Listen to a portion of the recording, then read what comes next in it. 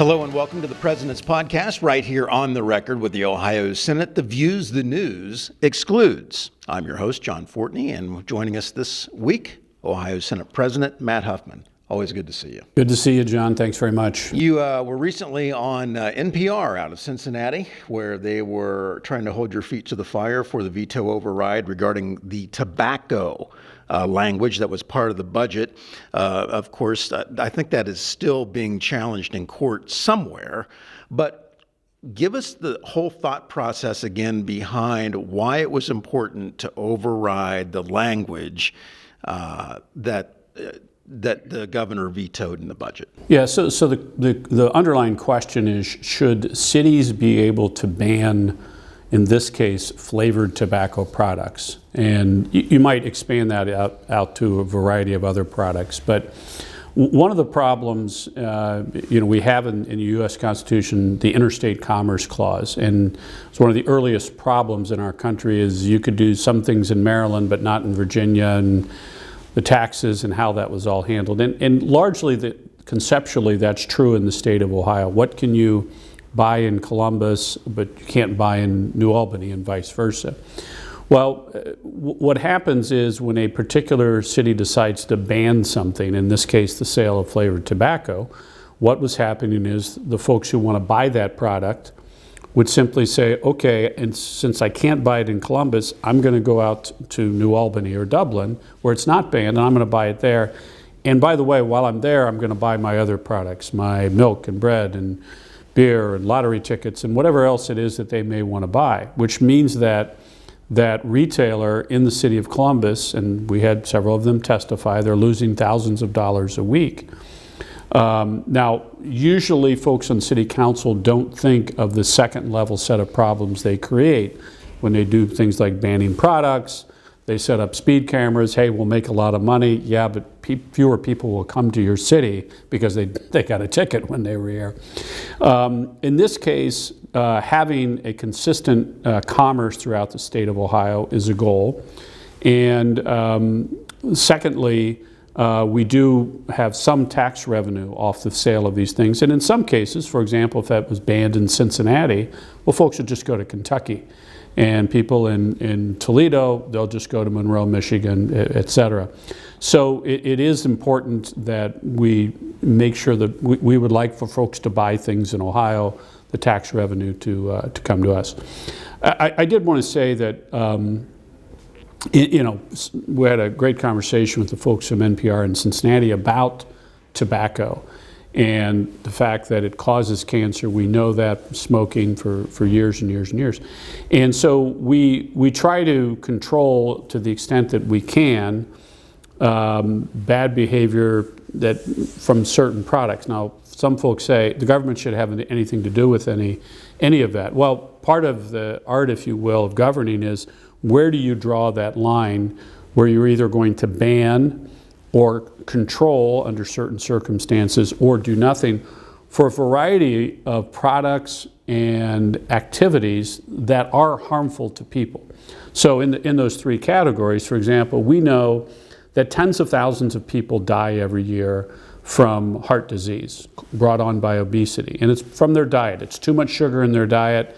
But we don't ban the sale of products that cause that. Sweet tarts. Well, whatever it may be. And some cities have actually tried to do that. They ban 24-ounce big gulps, right? But we don't do that in Ohio. Well, there's a middle range of products that cause harm to people: alcohol, gambling, cigarettes.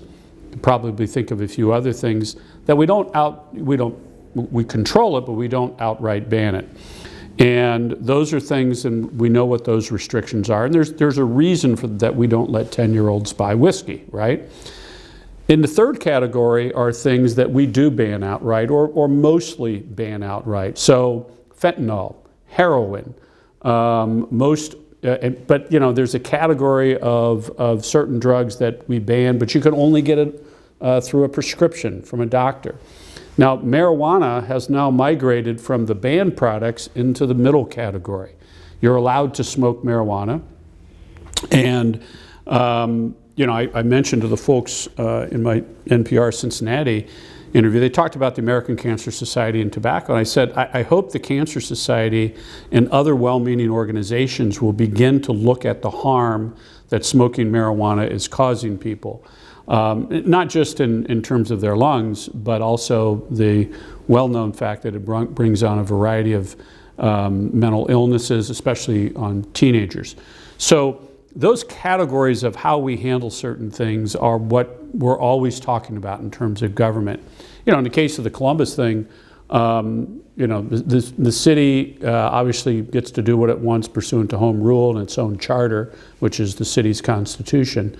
But it can't affect the greater good of the entire state of Ohio. Right. Well, if you have 25 different municipalities around the state who say you can't sell this here, you can't sell that there, that begins to become a uniformity issue with the state tax revenue, does it not? Yeah, that's certainly one problem. But if you look at, for example, Cuyahoga County, I think the number of local jurisdictions within Cuyahoga County is around 50 or so. Those are cities, villages, townships, and that's why gun bans in certain, we're not going to have it in this city.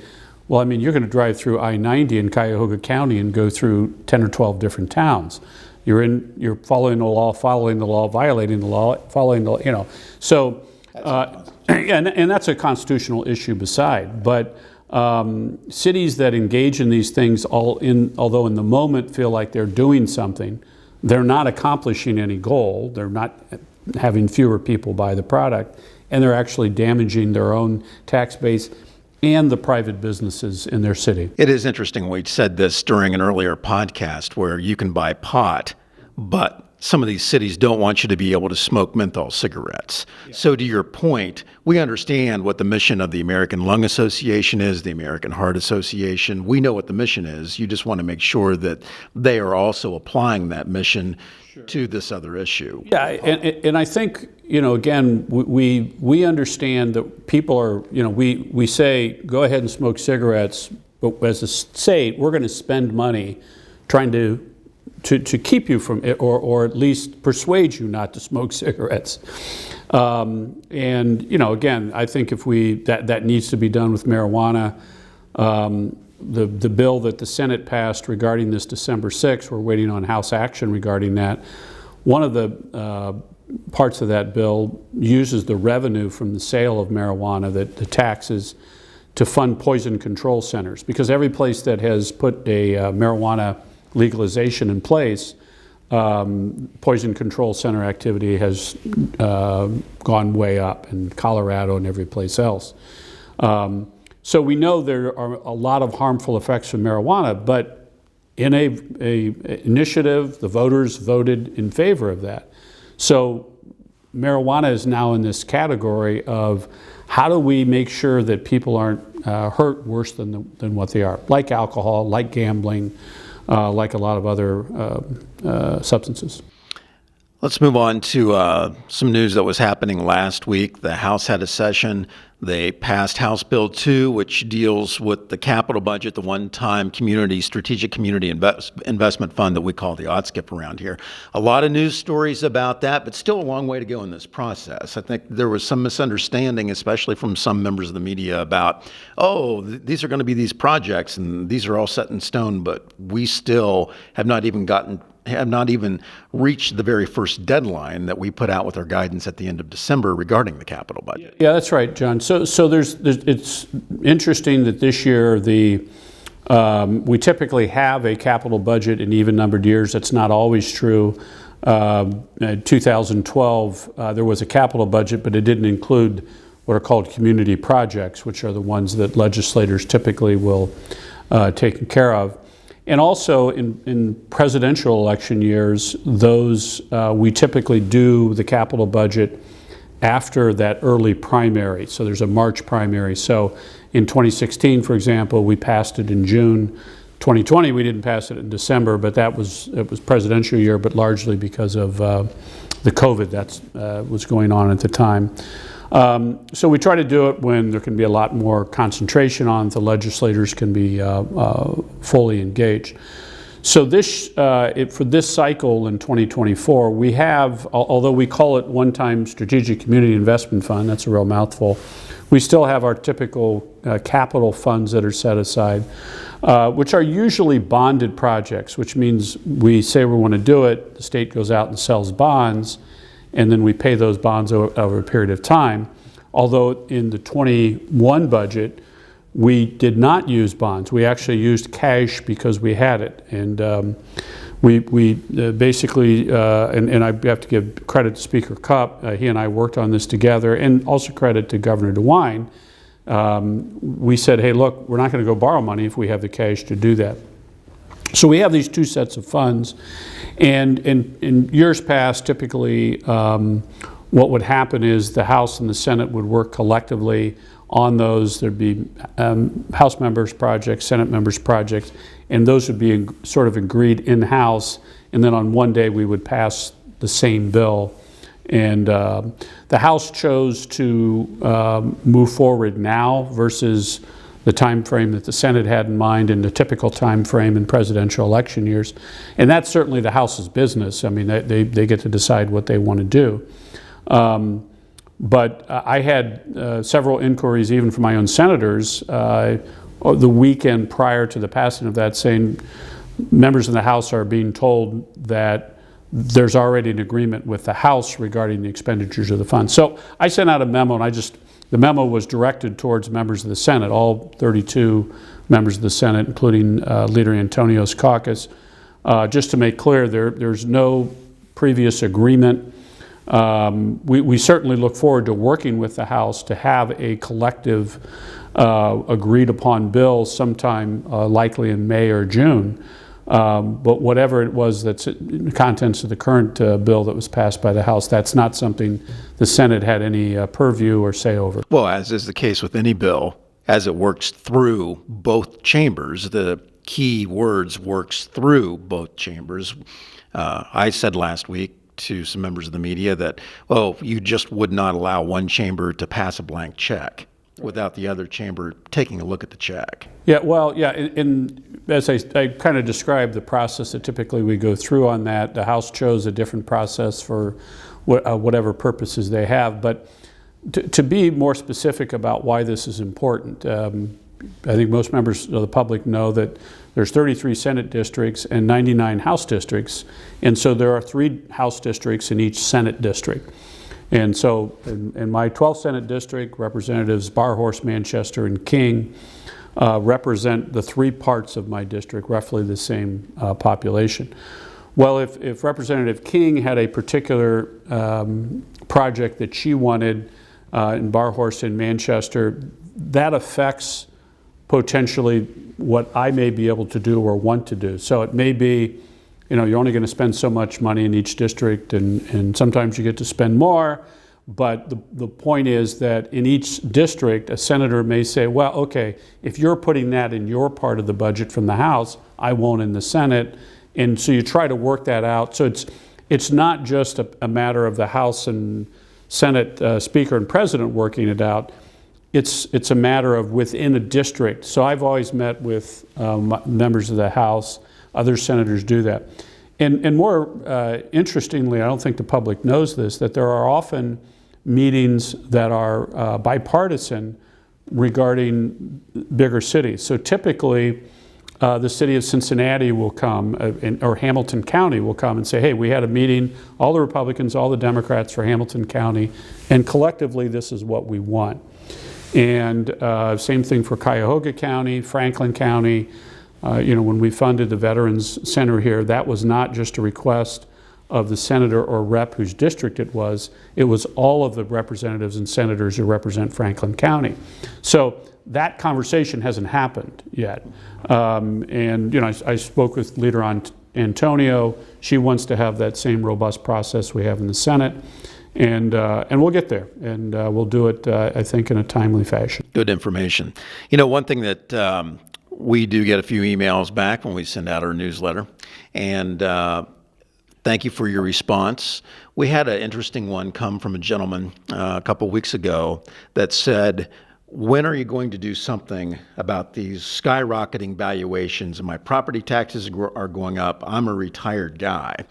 Well, we did do something, and it got some coverage, but the Senate amended House Bill 187, which dealt with the valuations for your property taxes. And so specifically the homestead exemption, it went up to $30,000 from $26,000. But the real key amendment that the Senate did was it raised the income threshold and then applied a sliding scale of the reduction in the valuation. This is really an important deal because it's tax season, of course, but a lot of people are also receiving their first 6 months or their yearly property tax bill in the mail. Yeah, so the sort of nightmare scenario for a lot of people, and I've talked to, as I think most legislators have, a lot of people, and it may be a couple who've retired, they purchased a home years ago, they've paid it off, they're now retired and working and living on a retirement income. But because of the actions of other folks, people buy houses where they live in their nice neighborhood or maybe out in the countryside. And suddenly, because of the interest of other people around where they live, their home on the market is worth a lot more money. Well, they don't have more money to pay the income tax or pay the real estate tax.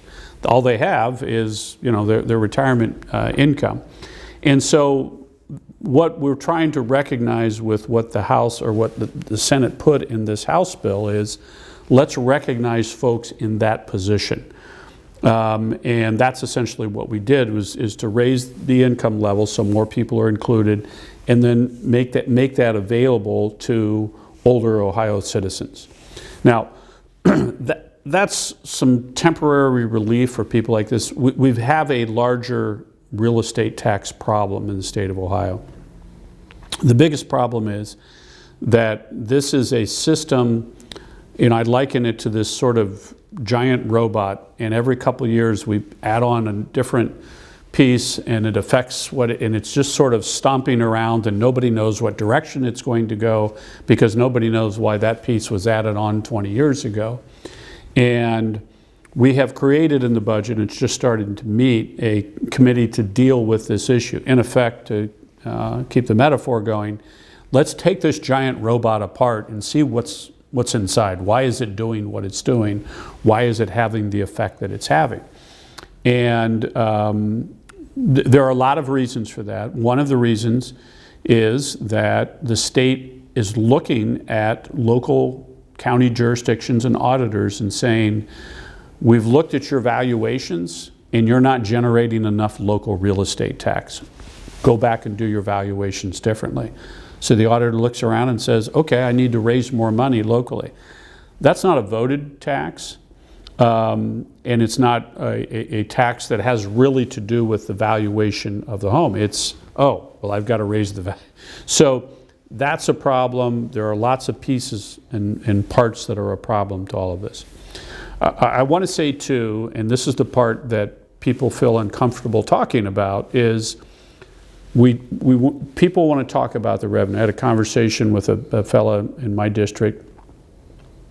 All of the businesses like him, none of their property taxes went up. His went up almost 60% on several businesses that he owned on the real estate value, and he doesn't understand why. And I said, sit down with the county auditor and go through it. And he's in that process. But the other thing I said to him is, we're talking only about revenue. We also have to talk about where this revenue is going. What are the costs? Where's the money going that we're spending all of this money on? Because the state, which spends really most of the money, goes to local activities, whether it's schools, local government, libraries, whatever else. The state is essentially saying, Department of Taxation, when people say the state needs to give us more money, the state's reaction, the Department of Taxation's reaction is, if you want more money for this, then part of it has to come from local real estate taxes. And finally, I want to say, and this is more of a macroeconomic thing, everybody's excited when the federal government releases $6 trillion into the economy.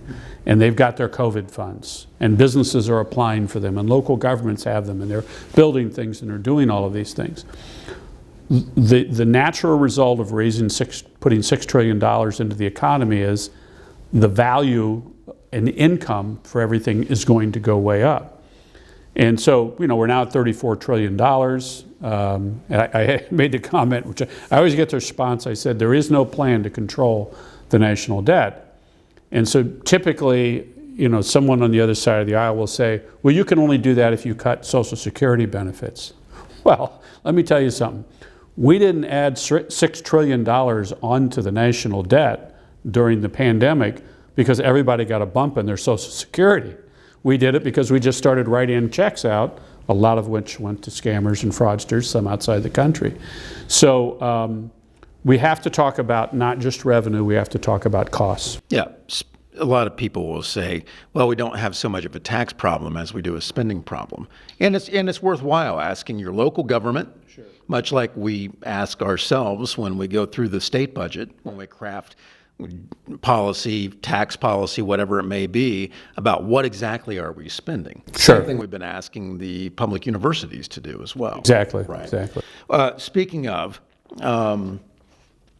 schools, spending a lot of money on schools, an additional $1 billion in public education for K through 12 education. And there was an editorial published here this past week in the Columbus Dispatch by one of your colleagues from the other side of the aisle in the Senate, who makes the case that the headline was, should state allocate even more public funds for unregulated private schools? I no. No, basically. And he makes the case that we are asking public schools to continuously do more with less. That would be a false statement. Public schools are getting more and more money than ever. Yeah, from the first 20 years of this century, from 2000 to 2020, we increased spending adjusted for inflation 50%. In public schools, and actually there are fewer kids in the public schools. And then in the budgets in 2021 and 2023, we actually had record increases in public school funding. So we're not asking anyone to do more with less. In this case, we are giving public schools much, much more than they've ever had. But it's fun to write editorials like that, say that, and hope people believe it. And take a shot at the universal school scholarships is what he was really going after. But to the point, though, the statewide per pupil average is now $15,427 per pupil. Under the EdChoice voucher, it's $6,165 K through 8 and a little bit more than $8,400 K through 12. So even with the additional applications and capacity made to apply for families to be able to apply for these scholarships on a sliding income scale as well, we're still saving the state money with this program. Sure, yeah. So if you want to sort of apples to apples, because of course there are more kids in K to 8 than in 9 to 12 with a $6,000 and $8,400 number, it's probably around $7,000, maybe $7,300 is the actual average scholarship that is given. So so there's really two parts or two public policy reasons. The first is, of course, that the families and parents, but sometimes it's an extended family, grandparents or aunts and uncles, older cousins that are trying to take care of children or older siblings even, they have an opportunity to go to a school that in their opinion is better for this particular child. And that certainly is an issue in a lot of the urban areas. You get out into some of the small towns in Western Ohio, it's not an issue. All those schools are doing well, a lot of participation by the parents. So it's a parental choice issue or a family choice issue, but the other issue are the taxpayers. Whatever the program is, whether it's school choice, whether it's providing medical care for the folks who can't pay for it, indigent attorney fee, whatever it is, the public would look at the government official and say, we want them to have the quality that they would have otherwise, but if we can do it for half price, that would be a better thing. Now, how do we know it's as good a quality? You can look at various measures, but the main thing is that's what the parents want. And most parents are going to pick the best possible result for their children. So you got parental choice, and you have about half the price for the taxpayers. $25.3 billion in fiscal year 24 and fiscal year 25 in public education. That's the total budget, $25.3 billion. Well, another interesting quote here. This was one from Bill Phillis. Of course, with the Coalition for Equity and Adequacy in School Funding, it's been around since I used to cover state house politics all the way back to the whole DeRolf decision. And he made this statement to the Cincinnati Enquirer, which to me was one of the dumbest things I have ever heard. Quote, "If I want to join a country club, instead of using the public parks, I shouldn't be entitled to a voucher to cash in a private country club.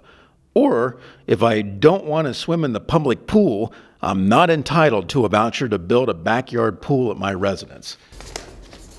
Well, yeah, I mean, I think the point is there are a number of folks who don't have a public pool to swim in, or they don't have a public park, or at least not one that is safe for them to go to, that's not accessible to them. And we don't look at those citizens and say, too bad for you. We say, oh, well, maybe there's a better alternative, and we can establish that for you. You know, the education under our Constitution is a right for citizens. We have to do that with there's a specific phrase in the Constitution, but that includes the word efficient. That has to be part of that. And so the attempts to solve problems, real problems for people who are always, who have always had these problems. I understand that in Mr. Phillips' idea, he's being hired, as he has been for years and years, for the folks who are trying to get more money in the pockets of his members. That's his job, I get that. But if we had none of this, what we would have is a two-tiered system. One for the wealthy who have the ability to pay for a private school, or more importantly, and more openly, move into a higher rated school district that has more expensive facilities, can afford sports teams and all sorts of things, while people who can't afford to move into those districts have to settle for less. And Mr. Phillips and the people he works for are okay with that, because that's the system that has developed over the last 50 or 60 years. Open enrollment is not open to every public school child. Sure, yeah. The districts can decide whether they want open enrollment. They can either say, no, I'll take any district in the state, or just the districts that surround us. If you look at a map of open enrollment districts in the state of Ohio, surrounding Columbus, Toledo, Cleveland, Cincinnati, or Dayton are a whole set of school districts that don't allow open enrollment. So those school districts, there's actually one exception in Columbus, but those school districts don't want kids who live in the city of Columbus coming to their districts. And sort of paradoxically, because of that, the EdChoice scholarship program is thriving in places like Columbus, because there are fewer opportunities. And of course in Cleveland, that program's been in place since the mid-90s. There is, by the way, it's been a universal voucher. It doesn't make any difference what school you may go to or your income, you're entitled to that in Cleveland. It's very interesting to watch suddenly parents become the enemy of these organizations. One last point on this. In the Dispatch editorial from Senator DeMora, he says our school funding system was declared unconstitutional in 1997. Well, that's correct, but there's been about 12 budgets ever since then, and the Ohio Supreme Court released the original decision back in 2002 or 2003, and nobody's challenged any of the additional budgets that came out with a different school funding formula every time. So I covered the original DeRolf case for many years, and I would argue that today's school funding formula and the system that we are currently operating under is constitutional. Well, yeah, so it's part of the talking points, and Senator Moore is a great great senator for his district and the things that he believes in, but part of the talking points are to use the word unconstitutional. Because people say, well, that sounds bad, but the school funding system that we have in no way resembles what we had in the mid-1990s. It certainly doesn't resemble it in the amount of money that we're spending on public schools. I do think that there is some basic unfairness from the standpoint, we have urban or some suburban districts in Franklin County. One high school, they have a separate weight room just for the rowing team. And you have all of these accoutrements in these high wealth districts, and there may be 50 or 70 of those. Now, you don't have those, as I said, in these little western towns in my district, but all those school districts have heavy involvement by parents and families, and they're also among the top-rated school districts in the state. So those who think the more you spend, the better you do, not really. The more the family's involved, the better you do. So,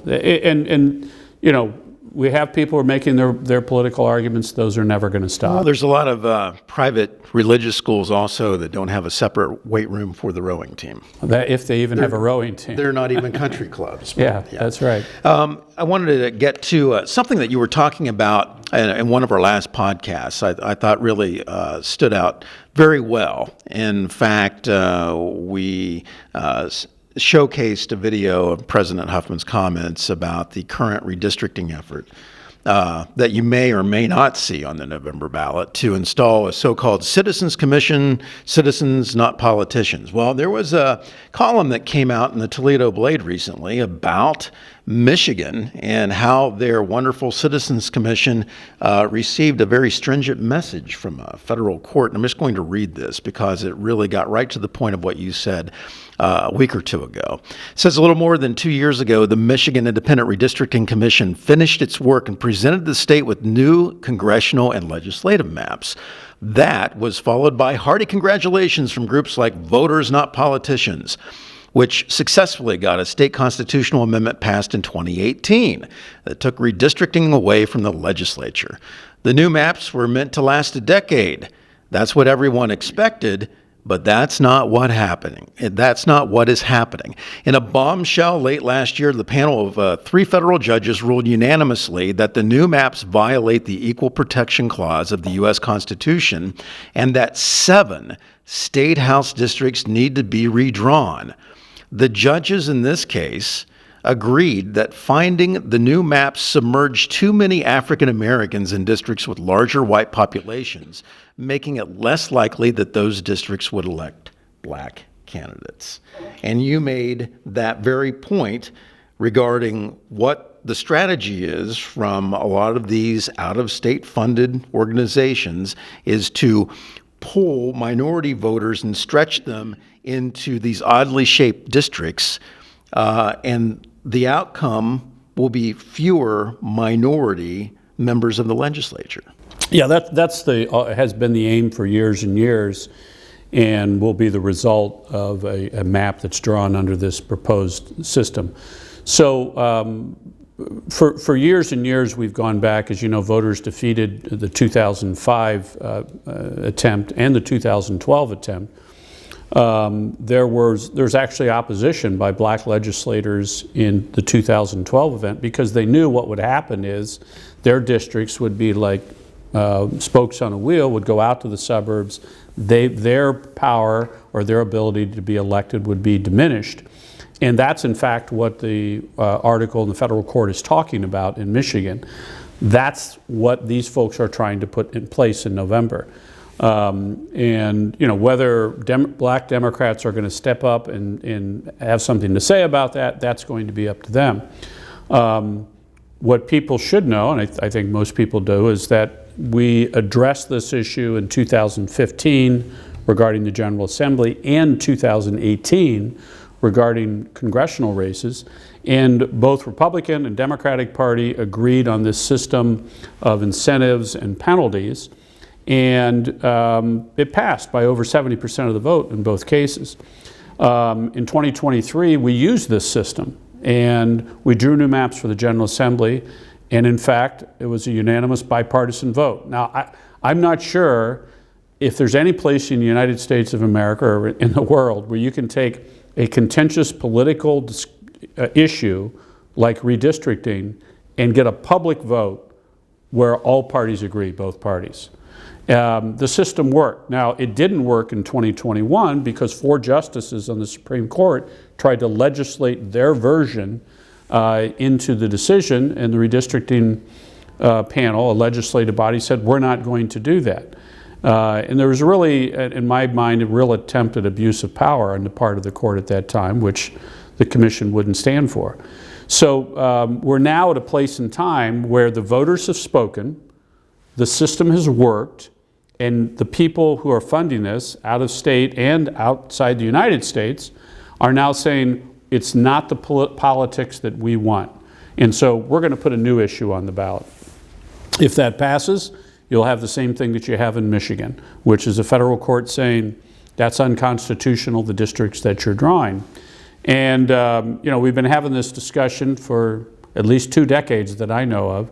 And you know, if we go to change it again, everybody should know what they're getting. Ohio Senate President Matt Huffman, thanks for your time today. Thanks very much, John. Thank you for tuning in, and we'll see you soon.